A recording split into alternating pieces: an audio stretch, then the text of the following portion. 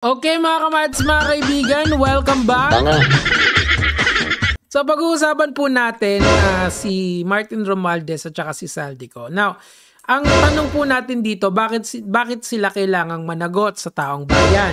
Specifically si Zaldico and si Martin Romualdez. Kasi kung napapansin nyo ngayon, meron din naman mga nai-involve na congressman. Pero ang mga senador usually kasi mas sikat naman talaga ang mga senador. So mas madali silang mas mainit sila sa mata, ganun na lang natin sabihin. Pero hopefully after this content mga lods, magigets nyo why it is equally important na si Zaldico at saka si Martin Romualdez ay dapat managot sa taong bayan kung meron mang ebidensya laban sa kanila. Okay, before we begin, I would like to encourage everyone to understand na meron tayong tinatawag na presumption of innocence. Everyone is assumed innocent until proven guilty. And all the government projects are assumed done in good faith. This is what we called yung presumption of regularity. Now, of course, yung sa mga trabaho ng SunWest, yung kumpanya ni Zaldico, medyo hindi na natin masasabi yan. So, siguro, our story should begin kay Zaldico at kung ano ba yung SunWest na yan. So, si Zaldico kasi, noong 1997, nagtatag siya ng SunWest Construction Development Corporation. Now, SunWest is actually like any other contractors. Nung una naman, sakto lang sila. Pero, as time went by, palaki ng palaki yung kinikita nila. In fact, mga lods, kung naaalala nyo, yung DepEd laptops, isa sila sa mga nag-procurer nito. Tingnan nyo, pakita ko sa inyo. Okay, SunWest Construction and Development Corp and LDL Marketing said that the statement that the procurement service solicited bid for the supply. So kung naaalala nyo yung mga hindi kagandahang laptop na yan, SunWest was involved there. In fact, mga lods, pag titignan nyo yung kanilang history dito sa Duterte Aquino and Arroyo administration, tumatop 10 sila. Nung Arroyo administration, yung high tone. Yung high tone, yan yun sa kapatid ni Zaldico. Tapos yung SunWest naman, ayan, sa kanya yan. Nakita nyo, nung 21 to 2010, top 1 and 2 sila. Tapos dito sa Aquino administration, medyo nawala sila. And nung sa Duterte administration din, medyo nawala sila. Pero ngayong panahon ni Presidente Marcos, bumubulusok ang mga kuya mo. In fact, sila ay ang high tone ay nasa number 13 and yung SunWest, wala rito yung SunWest, nasan ba yung SunWest dito? Pero ayan, SunWest is number 1 sila. Oh my God, palakpakan. Palakpakan sa bungo. So, kung titingnan nyo, there is merong clear indication na merong nakukuha ang SunWest sa gobyerno. Now, let's exercise yung tinatawag na presumption of regularity. Kasi kung may presumption naman of regularity, ibig sabihin, wala dapat problema ang SunWest. Kaso nga lang, kung kunyari, I would encourage everyone to watch yung serye ni Jessica Soho. Teka lang, papakita ko lang sa inyo. Kasi, Jessica Soho, okay? Kasi si Jessica Soho, meron siyang mga, ito, yung katakot-takot na kurakot. Etong serye ni Jessica Soho na to. Kung ako sa inyo, panoorin nyo to. Kasi na-feature dito yung SunWest at saka yung mga proyekto nila hindi na maganda. Okay? So, these are, well, anomalous in nature. Pero again, let's isipin nyo rin yung tinatawag na presumption of regularity. Now, from 1997 to 2010, hindi pa sila ganun kalaki. Pero ngayon, bumubulusok na sila. Now, ngayong 2022 hanggang 2025, si Zaldico pumasok siya sa politika under the banner of Ako Bicol. Now, si Ako Bicol kasi, mga lods, isa siyang party list. Hindi niya kailangan ng malaking boto para makapasok siya. Pero nakapasok siya. So, from contractor, pumasok sa politika si Zaldico. Okay, now, ang problema kasi doon, mga lods, ang mga contractor, kabisado na nila yung mga well, dun sa mga napanood natin na mga hearing, alam na nila yung galawan ng mga politiko at saka yung mga projects nila na kumikickback sila. At this point in time kasi, hindi pa pinapatawag ang SunWest at saka ang high tone sa any investigative body, not the ICI, not the Congress, not the Senate, not the Blue Ribbon ng Senado. Meaning to say, hindi pa natin alam kung ano talaga yung mga tinatago nila. Pero at this point in time, kinasuhan na si Saldico. Ang tanong na lang, yung mga kumpanya din ba nila magiging liable din ba sila? Now, this is the dangerous part kasi na nakikitang trend ngayon ng mga dating contractors ay pumapasok sila sa politika. Rumirekta sila sa source, ika nga. Ano yung problema nito? Ang problema nito, syempre alam nila kung paano gumagalaw yung budget, alam nila kung sino yung lalapitan. Ang masakit dito kay Saldico, mga lods, papakita ko sa inyo to.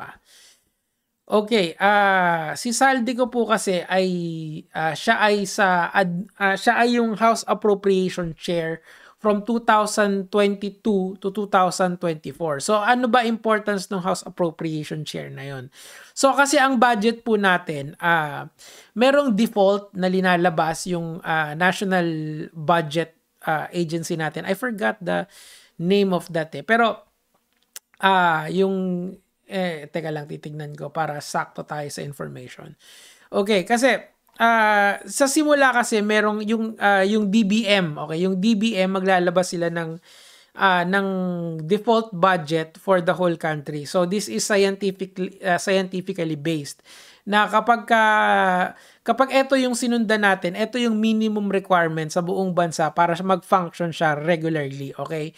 Now, after nun, ang susunod na gagawin is papakita siya sa presidente, tapos yung presidente ibibigay siya sa House at saka sa Senate. So, ang presidente, pag nakita niya yung default, ang susunod na gagawin niya, ibibigay niya to sa Congress. Now, sa Congress kasi may tinatawag na, meron silang tinatawag na power of the purse. Okay, siguro mas maganda may visual aids tayo. Basically, ang power of the purse kasi, ang ginagawa nun, they have the ability to modify the budget as they see fit. Now, ano yung basis nila paano i-modify to? Tandaan nyo, ang mga kongresista per region yan. Halimbawa, sa distrito ng Antipolo, merong, I believe, sa Quezon City na lang. Sa distrito ng Quezon City, may 7 distrito ang Quezon City, di ba? Hanggang District 7 yon. Each district has 1 congressman. Now, each congressman has to know kung ano yung problema ng distrito nila. Kunyari, yung kay Arjo Atayde, di ba? Maraming binabaha na lugar doon. So, si Arjo, ang trabaho niya is lumapit doon sa kapwa niya kongresista para i-lobby or i-amend yung proposed default budget at ibahin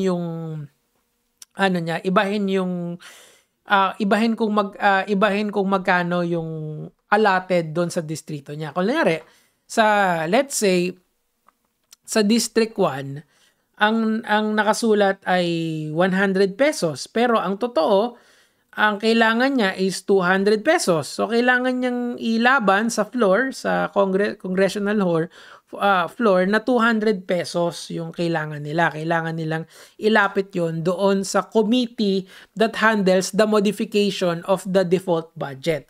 Now, who heads this committee that defaults the budget? Si Saldico. Okay, gets nyo na? After that very, very long-winded explanation, yung dating contractor na si Saldico ang nag-handle sa national budget natin on the congressional level. Sino nagtalaga sa kanya doon? Simple lang, edi si Martin Romualdez. So from 2022 to 2024, doon sa almost 3 years na ang committee head noon ay si Saldico. So ang nangyayari, yung mga kaalyado nila, yun yung nabibigyan ng priority pagdating sa budget. So nakita nyo, ang daming congressional insertions na nangyayari. insertions in itself or yung pag-amend or yung pag-iiba, hindi naman masama yon as long as kailangan yon ng distrito mo. May presumption tayo of regularity, doon pumapasok yon. So, ibig sabihin, pag sinabi ni congressman na iibahin natin, gagawin natin 200, yung 200 na yun talaga dapat yung kailangan ng kanyang distrito. Kaso, in practice, hindi nangyayari yon. Paano ko nalaman? Kasi bumabaha. Diba? Kasi kung totoong walang kurakot sa Congress pa lang, di walang problema yon. Ang problema, mas marami kasing kongresista kaysa sa senador. Meaning to say, kung mag-insert man ang mga senador, napaka-minimal lang nun. Okay? Kasi kunyari si Chis Escudero, he is known to have insertions sa Sorsogon. Kasi taga Sorsogon siya. Hindi ko alam dun sa ibang senador. Diba? So, point doon, kung kaibigan mo si Zaldico or kung malapit ka kay Zaldico, madali mo siyang maliligawan dun sa insertions na gusto mo. And that is why some of the critics of the 2025 budget is saying that the congressional allotment is for 2025 is the most corrupt, okay? To the point na yung dapat budget ng presidente minodify nung 2025 budget, which was enacted nung was modified nung 2024, kumbaga almost siniro nila yung budget ng ating presidente. Kaya siya nagalit at sabi niya, mahiya naman kayo. Kasi nga, ang nangyari, yun nga, ang daming nakinabang ng mga kongresista thanks to the House Appropriation, which is headed by Zaldico. Okay, mamaya, darating tayo kay Martin Romualdez. Nico David, ba't di mo pa sinasabi yung Martin Romualdez? Natatakot ka ba? Hindi. Gusto ko lang i-build sa inyo yung pundasyon nitong argumento na to para pag nakipag-away kayo sa labas, alam nyo kung paano siya sisisihin. Diba? Tandaan natin, uulitin natin, ang Kongreso ay may power of the purse na sinasabi. Okay? So, sila yung first line of people who modifies the budget. Napaka-minimal na lang nun pagdating sa Kongreso. Okay? Pagdating sa Senado, yung version nila, konti na lang yung iibahin nila halos doon. Pero, pagdating sa Congress, mas marami kasing kongresista. Mas maraming matang nakatingin doon sa budget. Okay, anyway, pakinggan natin to about sa confidential funds ni Sara Duterte at saka nitong si Zaldico. Let's go. Kan mo yan, paano hindi ka matitap? Binigyan ka ng 125 million, binigyan ka pa rin. Isipin mo in 11 days, tinalo pa si Napoles, nagastos ka agad in 11 days. Si Napoles, 60 days lang. Okay. This is 100% or 0% corruption. Walang corruption, direct sa tao siya. Kasi yan yung justification sa AKAP. Kaso ang problema kasi sa AKAP, nagiging ano siya ayuda for the congressman and dun sa distrito nila. Dapat kasi equally transmitted yung AKAP na yan. I mean, wala naman problema talaga sa AKAP kung binibigay siya sa tamang tao at sa tamang mga, kunyari, may lumapit, mabibigyan ng AKAP kahit sino. Ang ginagawa kasi, nangyayari, parang nagiging pseudo vote buying siya. Yung mga sa congressional district lang daw nabibigyan. This is according to the reports. Actually, I wanna quote dito si Mayor Magalong about dito sa pagdidistribute ng AKAP. Anyway, ang problema kasi, kaya hindi na masyadong napag-uusapan yung 125 million ni Sara Duterte. Kasi yung alleged na kinurakot ni Zaldico and others is nasa billions. Literal na 10% almost or maybe even less than 10% yung alleged na kinuha ni Sara Duterte. Pero still, the idea is using public funds for personal gain. Parehas lang din yon. Yung order of magnitude lang yung iba. Okay, so yan yung dahilan kung bakit nyo kailangang sisihin si Zaldico. He is the one who actually headed the editing of the budget for 2022, 2023, and 2023, 2024, 2025. Kasi siya yung head ng House Appropriation. Being the one who understand kung paano ba ito madidistribute ng tama sa bawat kongresista na lalapit sa kanya, especially if tagahalik ka ng puwet nung House Speaker. Ito na! Diba? Ito na yung iniintay nyo. Bakit kasalanan ni Martin Romualdez? Simple lang po ang sagot. Kasi po, ang House Speaker ang may discretion kung sino ang magiging head ng bawat committee. Gets? Ang head ng committee, kumbaga siya ang nagtatalaga, discretion niya kung sino ang uupo sa bawat committee. So ang nilagay niya sa House Appropriation ay si Zaldico. So hindi pwedeng hindi niya alam na walang ginagawang kalokohan si Zaldico or sobrang incompetent niya. Ganun lang yon. There's no in between there. It's either incompetent siya or sobrang galing ni Zaldico magtago or alam niya na may ginagawa si Zaldico na hindi maganda and he is just letting it happen. Now, this would be my coup de grace. Kumbaga, eto na yung final blow ko dito sa argumento na to. Pakinggan nyo to. Top 3 friends in Congress. Well, kasi like everyday kasama ko si speaker, everyday nag-focus group discussion kami, si DS JJ Suarez, Congressman Suarez, si Don Gonzales, Senior Deputy. So these are all the young guns ni